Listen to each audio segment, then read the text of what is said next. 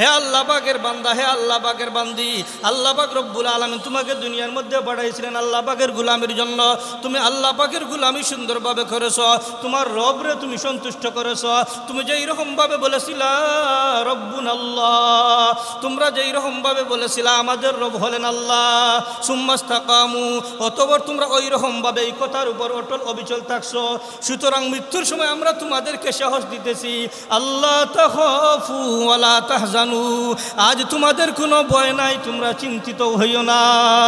সুবহানাল্লাহ। এরপরে বলবেন কি, ওয়া আবশিরু বিল জান্নাহ, তোমরা জান্নাতের সুসংবাদ গ্রহণ করো। আল্লাতী কুনতুম তুআদুন, তোমাদের সাথে যেই জান্নাতের ওয়াদা করা হয়েছিল, আল্লাহ পাক রব্বুল আলামিন তোমাদের সাথে যে জান্নাতের ওয়াদা করেছিলেন, আজ তোমরা এই সংকটময় মুহূর্তে তোমরা ভয়ে পেও না, চিন্তিত হইও না, বরং তোমরা সেই জান্নাতের সুসংবাদ গ্রহণ করো। আউযু বিল্লাহি মিনাশ শাইতানির রাজীম।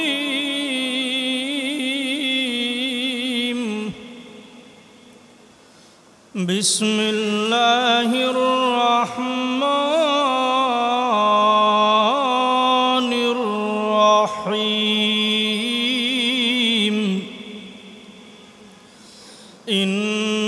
ইন্নাল্লাযীনা ক্বালু রাব্বুনাল্লাহু সুম্মাস্তাকামু তাতানাজ্জালু আলাইহিমুল মালাইকাতু আল্লা তাখাফু ওয়ালা তাহজানু ওয়া আবশিরু বিল জান্নাতিল্লাতী কুনতুম তুআদুন।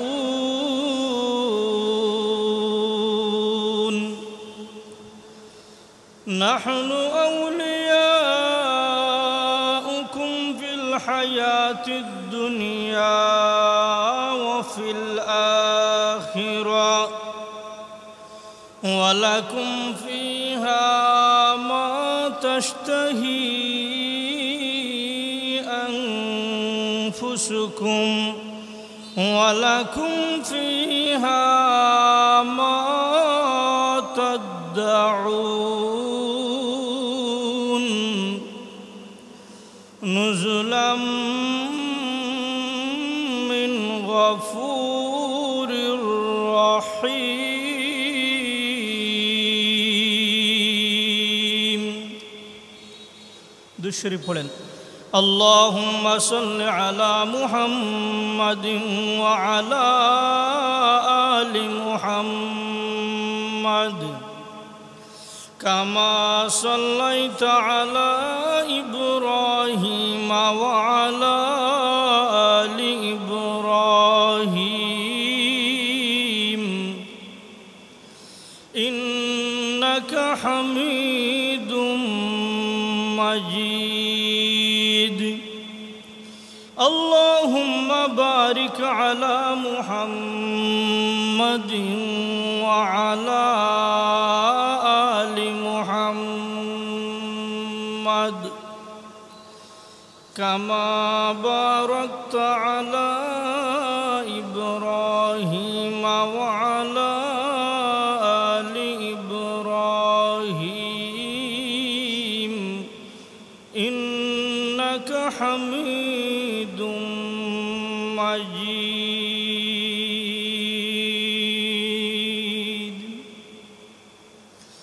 লা ইলাহা ইল্লাল্লাহ, লা ইলাহা ইল্লাল্লাহ, সুবহানাল্লাহ ওয়ালহামদুলিল্লাহ, লা ইলাহা ইল্লাল্লাহ, লা ইলাহা ইল্লাল্লাহ, মুহাম্মাদুর রাসূলুল্লাহ সাল্লাল্লাহু আলাইহি ওয়াসাল্লাম। আল্লাহ পাক রব্বুল আলামিনের অসংখ্য অগণিত শুকরিয়া, যেই মহান মালিক দয়া করে মায়া করে নির্বাচিত করে পছন্দ করে ভালোবাসে আমাদেরকে সবার আগে পবিত্র জুমাবারে উনার মসজিদের মধ্যে আসার তৌফিক দান করেছেন, সেই মালিকের দরবারে আমরা কালিমাতুশ শুকর আদায় করি আলহামদুলিল্লাহ।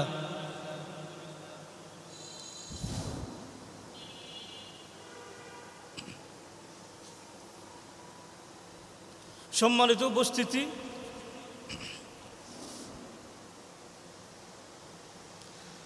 আজকে আমরা তৃতীয় পর্বের আলোচনা করব ইনশাআল্লাহ। আল্লাহ পাক রব্বুল আলামিন যাতে খুব গুরুত্বপূর্ণ কিছু কথা বলার আমার তৌফিক দান করেন এবং আপনাদেরকে শোনার তৌফিক দান করেন।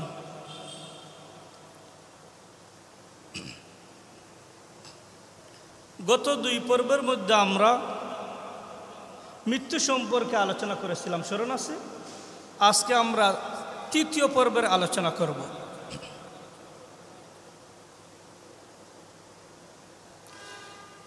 আল্লাহর নবী হযরত ইব্রাহিম খলিলুল্লাহ আলাইহিস সালাতু ওয়াস সালাম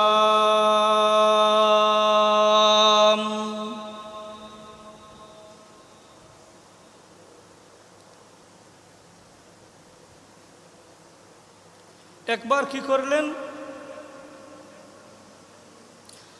আজরাইল আলাইহিস সালাতু ওয়াস সালামের কাছে জানতে চাইলেন, জিজ্ঞাসা করলেন, হে আজরাইল, তুমি নেককার মানুষের মৃত্যুর সময় কি রকম ভাবে তার সামনে তুমি চলে আসো, কি সুন্দর আকৃতিতে আসো, আমি সেটা একটু দেখতে চাই। ইব্রাহিম খলিলুল্লাহ আজরাইল আলাইহিস সালাতু ওয়াস সালামের কাছে জানতে চাইলেন যে মৃত্যুর সময় কি রকম ভাবে নেককার মানুষের সামনে তুমি চলে আসো, সেটা আমি একটু কি করতে চাই, দেখতে চাই। ওই সময় আজরাইল আলাইহিস সালাতু ওয়াস সালাম একজন সুন্দর যুবক মানুষের চেহারা আকৃতিতে উনি কি করলেন, আসলেন এবং পরনের মধ্যে অনেক সুন্দর জুব্বা, সুন্দর জামা, শরীর থেকে অনেক সুন্দর ঘ্রাণ বাহির হইতেছে। সুন্দর একজন যুবকের আকার আকৃতিতে, মানে এমন যুবক যেই যুবকের দিকে তাকাইলে যে কোনো মানুষ তার প্রতি আকৃষ্ট হতে কি বাধ্য। এমন সুন্দরভাবে উনি কি করলেন, ইব্রাহিম খলিলুল্লাহ আলাইহিস সালাতু ওয়াস সালামের সামনে আসলেন। ইব্রাহিম খলিলুল্লাহ বলেন, এমন সুন্দর আকার আকৃতিতে কোনো মানুষের মৃত্যুর সামনে যদি আপনি আসেন, তাহলে ওই মৃত্যুর সময় ওই মানুষের আর অন্য কিছুর প্রয়োজন নেই, শুধু আপনার একবার দেখলেই তার অন্তর শান্ত হয়ে যাবে। সুবহানাল্লাহ। বুঝলেন যে নেককার মানুষের জান কবজ করার সময় আজরাইল আলাইহিস সালাতু ওয়াস সালাম এমন সুন্দর আকার আকৃতিতে, একজন যুবকের আকৃতিতে, সুন্দর পোশাক পরে এবং সুন্দর সুগন্ধি ব্যবহার করে আসেন। ইব্রাহিম খলিলুল্লাহ বলেন, আমি যে দেখলাম ওই সময় ওই মৃত্যুসজ্জা মানুষের যতই কষ্ট থাকুক, যদি আজরাইল আলাইহিস সালাতু ওয়াস সালাম এমন আকৃতিতে আসেন, তাহলে তার আর কোনো প্রকারের কষ্টই থাকবে না। সুবহানাল্লাহ। অন্য বর্ণনার মধ্যে আছে, আল্লাহ পাক রব্বুল আলামিন যখন কোনো মানুষের মৃত্যুর সময় চলে আসে, তখন মালাকুল মউত আজরাইল আলাইহিস সালাতু ওয়াস সালামকে বলেন, হে আজরাইল, তুমি আমার অমুক বান্দার জানটা তুমি কবজ করে নিয়ে আসো। আমার বান্দারে আমি দুনিয়ার মধ্যে যে উদ্দেশ্য দিয়ে দিয়েছিলাম, আমার বান্দা দুনিয়ার মধ্যে আমার কথা মেনেছে, আমার গোলামি করেছে, আমি তার উপর সন্তুষ্ট। অতএব হে আজরাইল, এবার তার দুনিয়ার জীবন শেষ হয়ে গেছে, এবার তুমি তার জানটা কবজ করে নিয়ে আসো। সুবহানাল্লাহ। ওই সময় আজরাইল আলাইহিস সালাতু ওয়াস সালাম 500 ফেরেশতা সঙ্গে করে নিয়ে ওই মানুষের জান কবজ করার জন্য আসেন। সুবহানাল্লাহ। 500 ফেরেশতা সঙ্গে করে নিয়ে ওই মুমিন বান্দার, ওই ইমানদারের কি করেন, জান কবজ করার জন্য আসেন। আসার পরে দুই সাইডে ফেরেশতারা সারিবদ্ধ হয়ে দাঁড়িয়ে যান আর হাতের মধ্যে ফুল থাকে, ওই লোকটারে স্বাগতম জানাইতেছেন, ওই লোকটারে সাহস দিতেছেন আর বলতেছেন, হে আল্লাহ পাকের বান্দা, হে আল্লাহ পাকের বান্দি, আল্লাহ পাক রব্বুল আলামিন তোমার উপর সন্তুষ্ট আছেন, কারণ দুনিয়ার মধ্যে তুমি আল্লাহ পাকের গোলামি করেছো। এবার আল্লাহ পাক রব্বুল আলামিন তোমার দুনিয়ার জীবনের হায়াত শেষ করে দিয়েছেন, এবার তোমাকে চলে যেতে হবে, তুমি আমাদের সাথে চলো। সুবহানাল্লাহ। ওই রকম ভাবে কি করেন, তার দান কবজ করতে আসেন।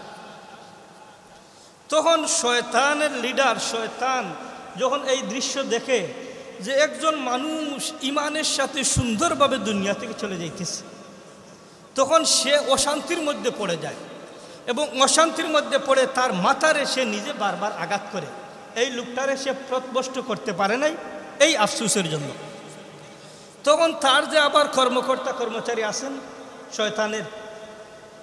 শয়তানের আরও কি আছে, কর্মকর্তা কর্মচারী, ছোটো ছোটো শয়তানগুলো আছে। সে তাদের উপর রাগান্বিত হয়ে বলে, তোমরা কি করলা? এই লোকটা ইমান নিয়ে দুনিয়া থেকে চলে যাইতেছে, আল্লাহর সন্তুষ্ট করে যাইতেছে, তোমরা তারে কিছুই করতে পারলা না। অর্থাৎ তাদেরকে সে যে দায়িত্ব দিয়েছিল, তারা দায়িত্বটা পুরাপুরি আদায় করতে পারে নাই, এই লোকটারে ইমান হারা করতে পারে নাই, এই লোকটারে গুমরা করতে পারে নাই, এই জন্য তাদের প্রতি রাগ করে। তখন তার অধীনস্থ আরও যে শয়তানগুলো আছে, কর্মকর্তা কর্মচারী যেগুলো তার সাথে কাজ করে, তারা তারে বলে, হে আমাদের লিডার, আমরা কিন্তু কিন্তু কোনো অবস্থায় ওই ইমানদার লোকটারে আমরা ইমান হারা করতে পারি নাই, কারণ দুনিয়ার মধ্যে সে তার রবের বিধিবিধানগুলা ভালোভাবে মানছে, আল্লাহরে সে তার রব বলে স্বীকার করছে, দুনিয়ার মধ্যে আল্লাহরে সন্তুষ্ট করে তার জীবন পরিচালনা করছে। সুতরাং তার বিপদের মুহূর্তে আমরা তারে ক্ষতি করতে পারি নাই, আল্লাহ পাক রব্বুল আলামিন তারে সাহায্য করেছেন। সুবহানাল্লাহ। যারা আল্লাহ পাক রব্বুল আলামিনকে রব হিসাবে মানে, এই প্রসঙ্গে আল্লাহ পাক রব্বুল আলামিন সমস্ত জগতের মানুষদেরকে উদ্দেশ্য করে আমার আল্লাহ সূরাতুল হামিম সাজদা, যেটা আমি খুতবার মধ্যে তেলাওয়াত করেছি, সূরাতুল হামিম সাজদা 30 নম্বর আয়াতে কারিমা, 31 নম্বর আয়াতে কারিমা এবং 32 নম্বর আয়াতে কারিমা, ওই সূরাতুল হামিম সাজদার 30 নম্বর আয়াতে কারিমার মধ্যে আমার আল্লাহ এই প্রসঙ্গেই কি করতেছেন, আমাদেরকে সংবাদ দিচ্ছেন। তাহলে আল্লাহ কি বলেন, ইন্নাল্লাযীনা ক্বালু রাব্বুনাল্লাহ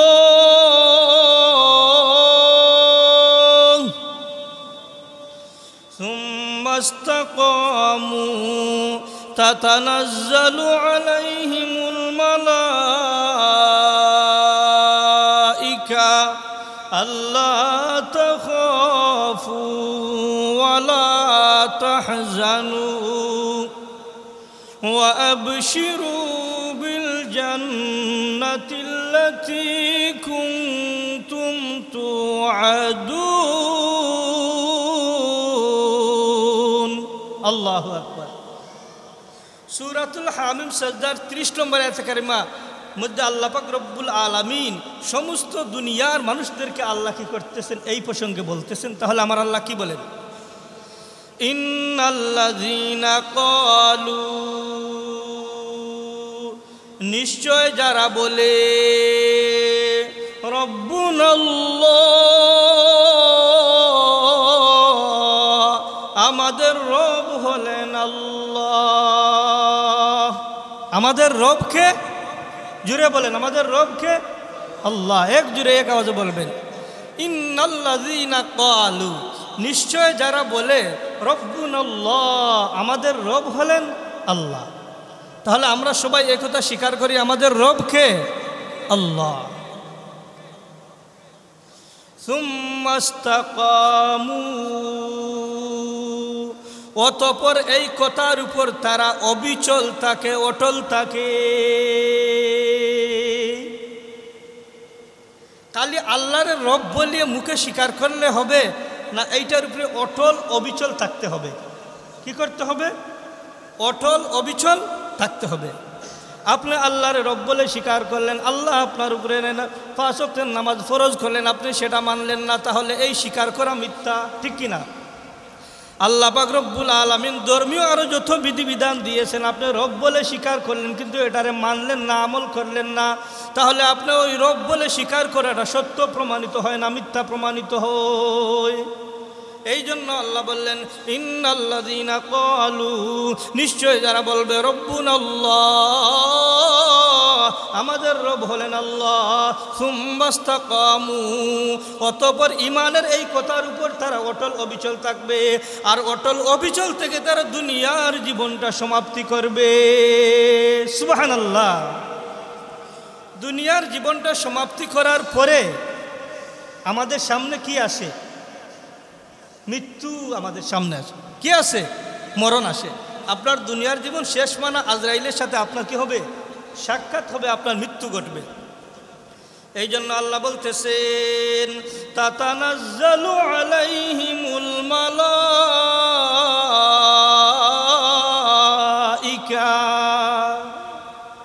যখন মৃত্যুর সময় ফেরেশতারা তাদের কাছে আসবে, তাদের নিকটে আসবে,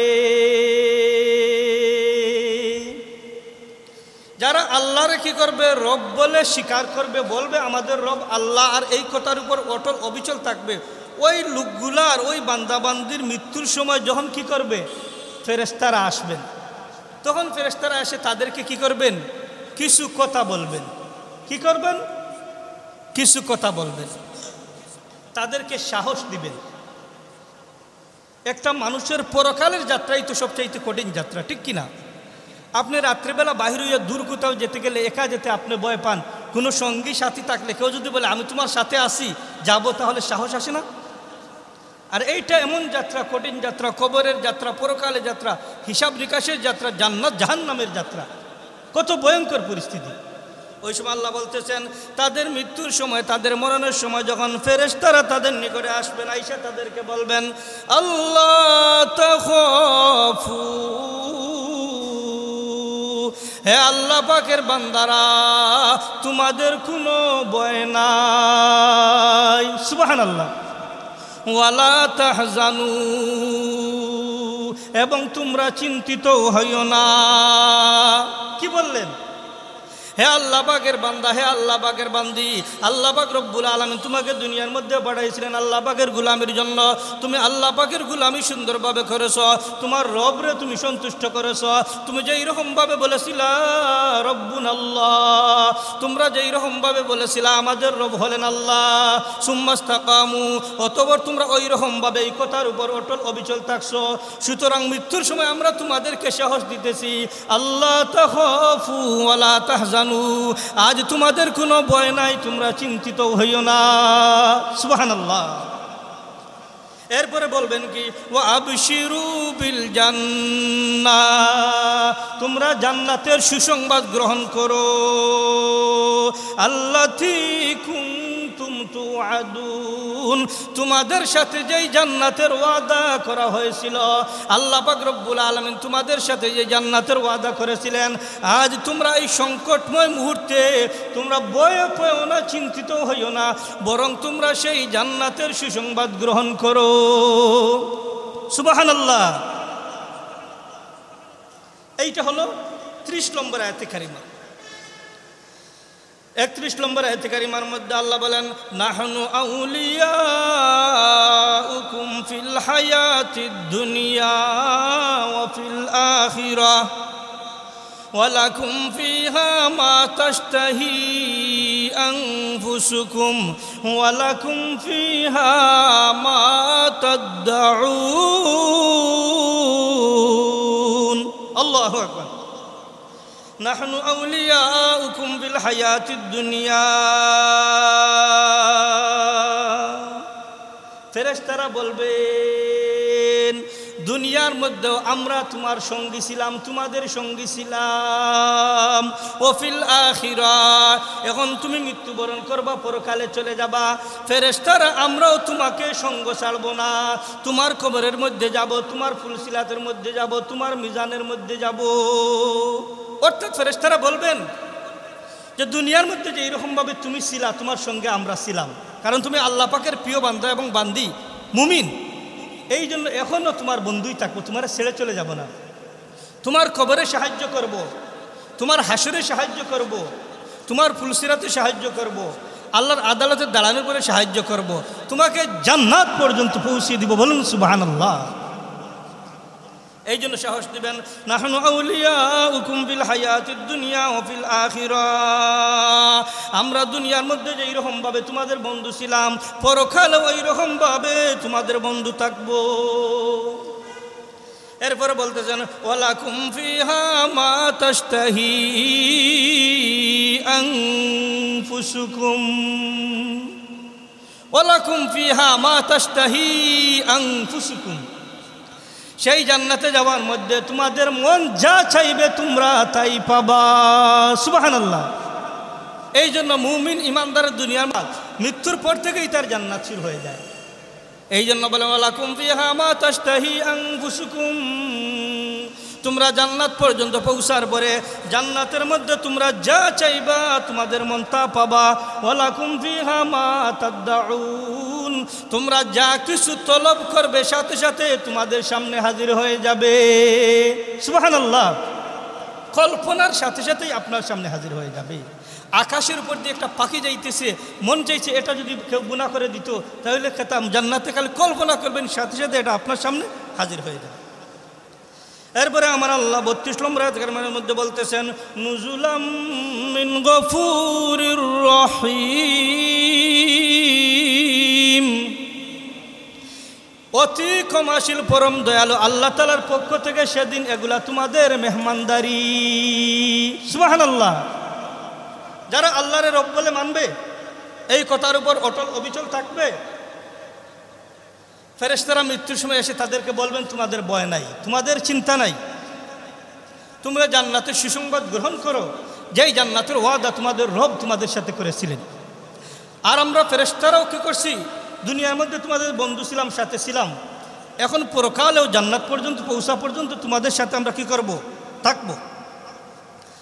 আর এগুলা হচ্ছে তোমাদের রবের সেদিনের জন্য তোমাদের জন্য কি মেহমানদারি, যে জান্নাতে যাওয়ার পরে যে নিয়ামতগুলা পাবেন আপনারা জান্নাতের কি বিশেষ মেহমান।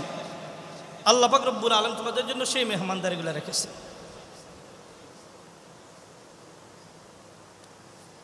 এই জন্য মৃত্যু যার যেখানে যেই অবস্থায় যেই রকমভাবে লিখা সেই রকমভাবে কি হবে, মৃত্যু হবে।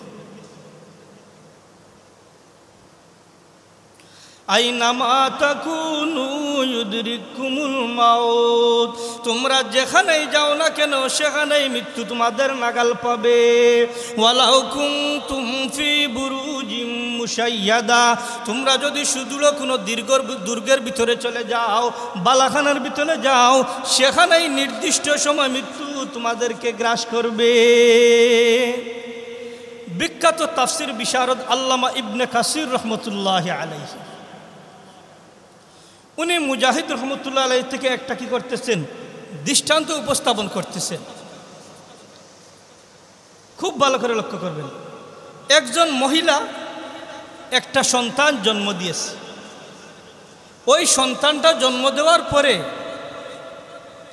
তার বাড়ির মধ্যে যে কাজের লোক ছিল, চাকর ছিল, তারা বলছেন যে তুমি একটু আগুন নিয়ে আসো বাহির থেকে।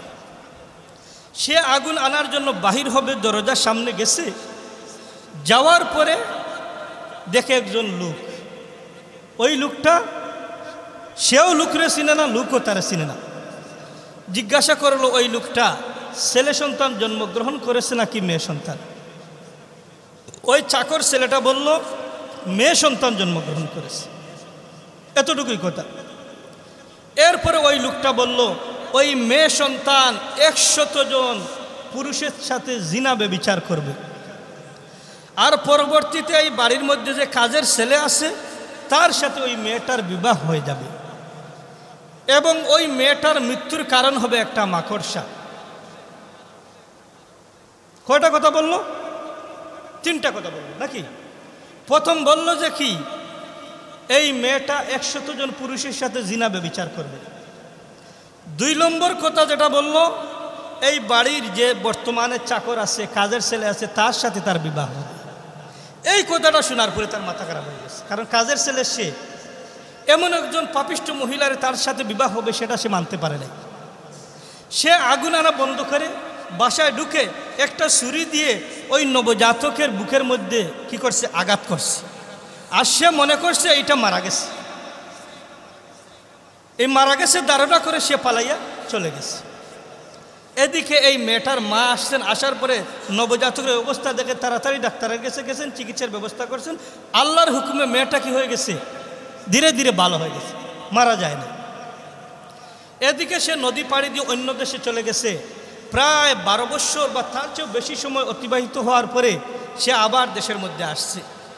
এখন তো নেট ইন্টারনেটের যুগ, আগে মানুষ 1 বছর দূরে গেলে সবাই তার অনেক কিছু ভুলে যেত। এই জায়গার মধ্যে কি হইতেছে আরেক দেশ থেকে সংবাদ পাওয়া যেত না। সে 12 বছর পরে আসছে, আয়সা মনে করছে, সে তো আগেই মনে করছে এটা তো মারাই গেছে। আসছে আয়সা, তার মাথার মধ্যে এইগুলা নাই, সে বিবাহ করবে, তার বিবাহের দরকার। একজন বৃদ্ধ মহিলারে বলল, আমার বিবাহের জন্য তুমি একজন মেয়ে দেখো, একটা সুন্দরী ভালো মেয়ে কোথাও পাও কিনা। ঘটনাক্রমে যেই মেয়েটারে সে আঘাত করেছিল সেই মেয়েটার সাথে তার বিবাহ হয়ে যায়। আল্লাহ পাকের হুকুম, এটা রদবদল করার ক্ষমতা কারো আছে? নাই। বিবাহ হওয়ার পরে তাদের সংসার চলতেছে। একদিন স্বামী স্ত্রী আলাপ করতেছেন, ওই সময় কোথায় কোথায় স্ত্রী জিজ্ঞাসা করলো, আপনি প্রবাসী কতদিন ছিলেন, কিভাবে গেলেন? বলে, আমি ওই রকমভাবে একটা বাড়ির মধ্যে থাকতাম, আর ওই বাড়ির মহিলার একজন নবজাতক শিশু জন্মগ্রহণ করেছিল, আমি তারে হত্যা করে আমি বিদেশে পলায়ন করে চলে গেছি। এবার আইসা তোমার সাথে আমার বিবাহ। মেয়েটা কিন্তু বুঝতে পালাইছে যে এই ছেলেটা তারে মারতে চেয়েছিল সেই আজকে তার স্বামী। তখন বলল, আপনি যারা হত্যা করতে চেয়েছিলেন সেই মেয়ে আজকে আমি আপনার স্ত্রী। এই দেখেন আমার বুকের মধ্যে তোমার সেই আঘাতের কি আছে, চিহ্ন আছে। এবার কি করা, বিবাহ তো হয়ে গেছে। বলল, তাহলে আমরা তো আর এখন দুইজন সংসার করতেছি, আমাদের সংসার চলুক, আমিও তোমারে ভালোবাসি, যে এইভাবে হোক আল্লাহর হুকুম, বিবাহ হয়ে গেল। তবে আরেকটা কারণ, তোমার মৃত্যু হবে একটা মাকড়সার আঘাতে। ওই দিন আমার কি করছিল, ওই অপরিচিত লোকটা বলেছিল। সুতরাং তোমার জন্য আমি একটা বালাখানা বিল্ডিং তৈরি করে দিব, যেইটার ভিতরে কোনো প্রকারের একটা মশা মাছিও ঢুকতে পারবে না। একটা বিল্ডিং তৈরি করে দিল, সুন্দর কামরা তৈরি করে দিল, এখানের মধ্যে তুমি থাকবা, কোনো পোকামাকড় যাতে না ঢুকে, না হলে তোমার সেই মৃত্যুর সময় চলে আসবে। যেহেতু এটা ভবিষ্যৎবাণী বাস্তবায়িত হচ্ছেই, এই জন্য কী করলো, বিল্ডিং তৈরি করে দিল, সুন্দর রুম তৈরি করে দিল, যেখানের মধ্যে কোনো মশামাছি পোকাও প্রবেশ করতে পারে না। স্বামী স্ত্রী একদিন বিছানার মধ্যে গল্প করতেছেন, এমন সময় দেখে তাদের রুমের ছাদের মধ্যে একটা মাকড়সা জাল বুনেছে আর ঘুরতেছে ঘুরতেছে মনের আনন্দে। ওই মহিলা মনে করলো এই মাকড়সাই নাকি আমার জান নিবে, তাহলে এরা আগে শেষ করে ফেলি, এরা শেষ করে ফেললে কি হবে, আমার আর ক্ষতি হবে না। মাকড়সারে ধরছে, ধরার পরে উনার পায়ের নিচে ফেলে পায়ের দ্বারা আঘাত করছে, মাকড়সা মারা গেছে।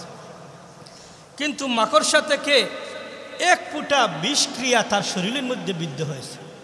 কিছুক্ষণের ভিতরেই তার চেহারা মলিন হয়ে গেল এবং কিছুক্ষণের ভিতরেই সে কি করল, মারা গেল।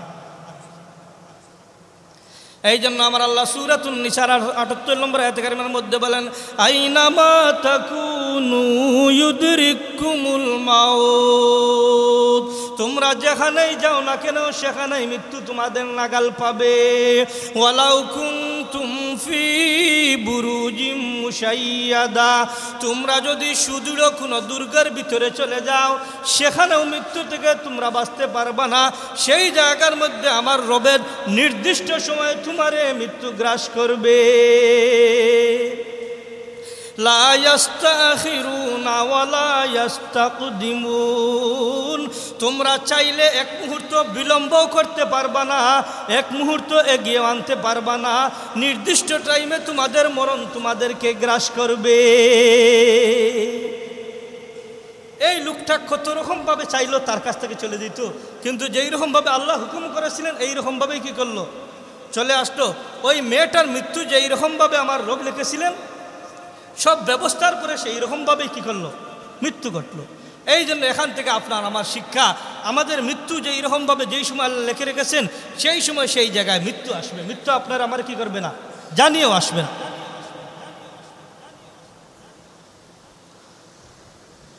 আল্লাহর নবী হযরতে মূসা কালিমুল্লাহ আলাইহিস সালাতু ওয়াস সালামকে একজন লোক সে কি করলো, বলল, গো আল্লাহর নবী মূসা, আপনি আমার জন্য একটা দোয়া করেন। কি দোয়া করব তোমার জন্য?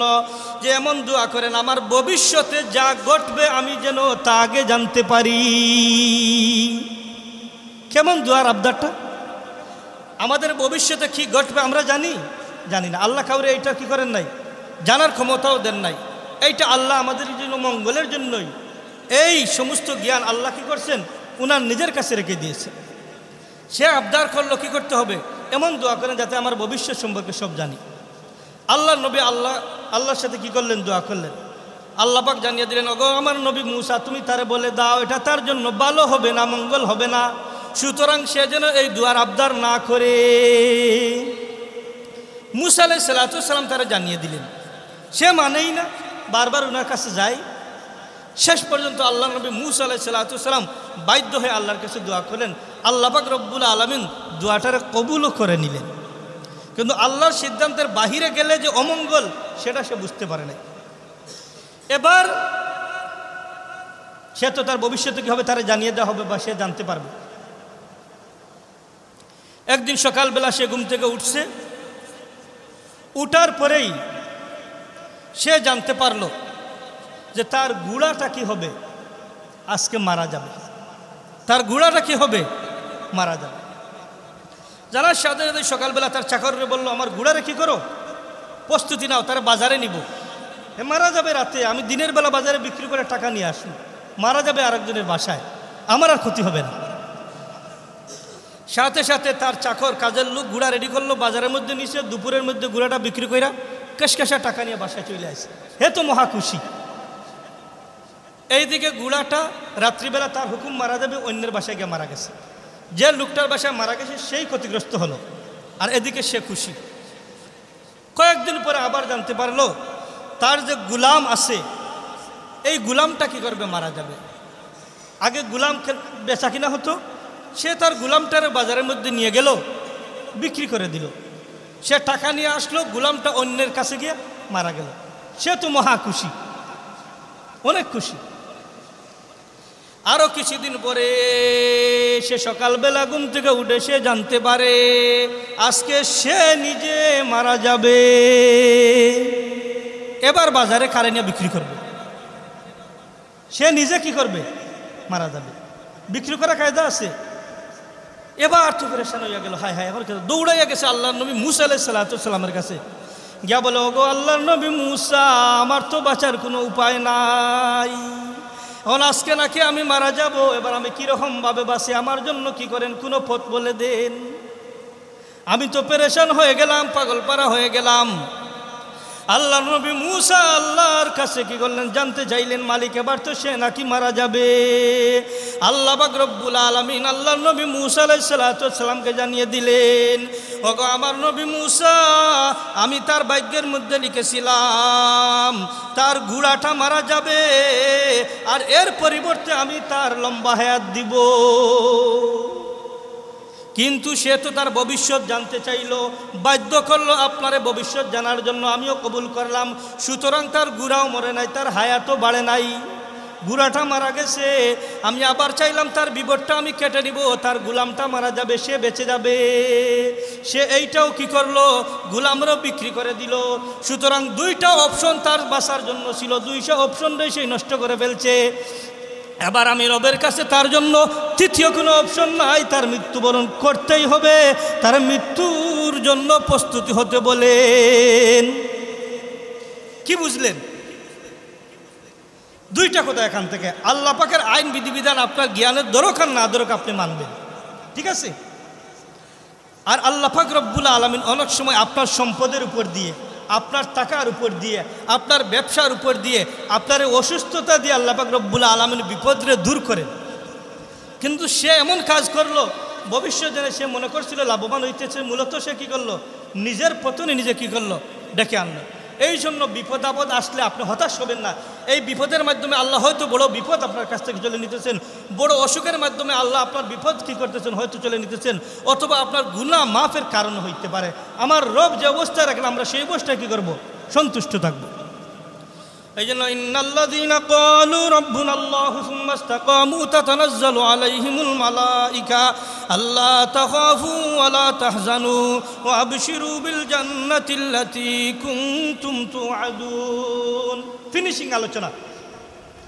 আল্লাহ বলেন ইন্নাল্লাযীনা ক্বালু, যারা বলবে, নিশ্চয় যারা বলবে রব্বুনাল্লাহ, আমাদের রব হলেন আল্লাহ। আমাদের রব কে?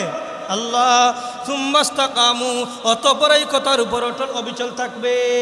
শুধু আমাদের রব আল্লাহ বলে কি থেমে থাকবো না? আল্লাহ বিধিবিধান মানবো ইনশাআল্লাহ।